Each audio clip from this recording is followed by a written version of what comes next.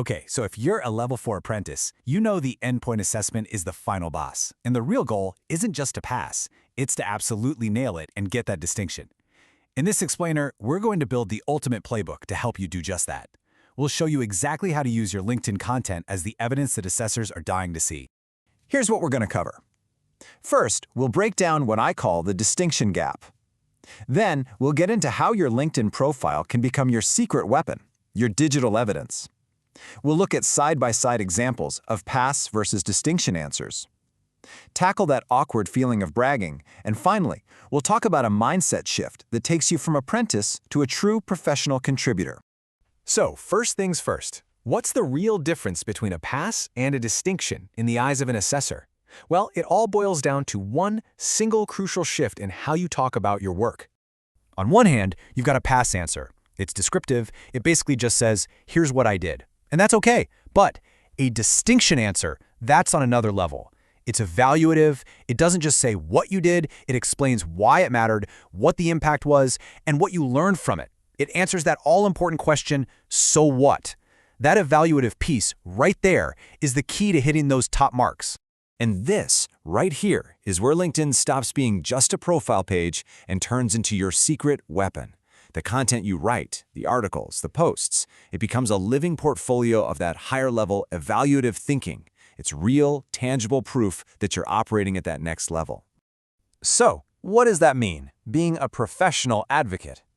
It sounds fancy, but it's simple. It's not just about doing your job well. It's about actively sharing what you know, contributing to your industry, and helping to make things better for everyone. When you post thoughtfully about your work on LinkedIn, you're not just talking about yourself, you're being a professional advocate. And you can be really smart and strategic about this. Just look at this table. You can literally map different types of LinkedIn posts directly to the knowledge, skills, and behaviors, the KSVs, in your apprenticeship. A detailed project case study? Boom. That shows you can quantify impact. A lessons learned post? That screams self-awareness and resilience. And a discussion on an industry trend? That proves you're thinking way beyond the curriculum. Okay, theory is great, but let's get into the nitty-gritty. How does this actually sound when you're in the hot seat during your professional discussion? Let's walk through a couple of real-world examples. The classic. You're almost guaranteed to get some version of this question. It's a wide open door for you to show what you've got. The question is, how do you walk through that door and come out looking like a superstar? Now, a perfectly fine pass answer might be something like, I created a new template for stakeholder updates. Solid. It answers the question. But now look at the distinction answer. I created a new template, and I actually wrote a lessons learned post about it on LinkedIn. As a result, 2 other departments adopted it. See the difference? By referencing that post, you're not just telling them you solved a problem, you're showing them your solution had legs and created value beyond your own team. It's evidence. All right, let's try another one. This time, it's about business impact. The assessor wants to know, do you just see your own tasks, or do you understand how your work fits into the bigger picture? Again, the pass answer is totally okay. My project boosted team efficiency by 15%. But the distinction answer, it's a knockout. My project increased efficiency, and I actually summarized the results in a LinkedIn case study showing a 15% gain and a $5K annual saving. My manager even shared it with senior leadership. Referencing that case study proves you can speak the language of business value. And that little detail about your manager sharing it, that's powerful third-party validation. It's a game changer. I can hear some of you now. Ugh, doesn't this just sound like I'm bragging? It's a huge fear, I get it. But it's all about how you frame it. You're not boasting. You are sharing valuable insights that just so happen to be backed up by your awesome work. Think about it this way.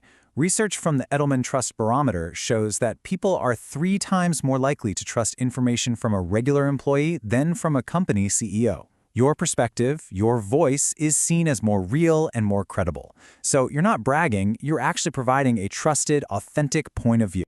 To keep it feeling authentic and not boastful, just use this simple framework. I call it the so what test. Step 1, state the action. Step 2, reference your post as the proof. Step 3, clearly state the impact, the so what. This structure forces you to focus on the value you created, which is the complete opposite of empty bragging. And if you're stuck on how to say it, hey, no problem. Here are some sentence starters you can just steal. Phrasing it as a reflection, like, I actually reflected on this process in a LinkedIn article, just sounds so natural and professional. It frames your work as a thoughtful contribution, not just a list of things you did. All right, let's bring this all home.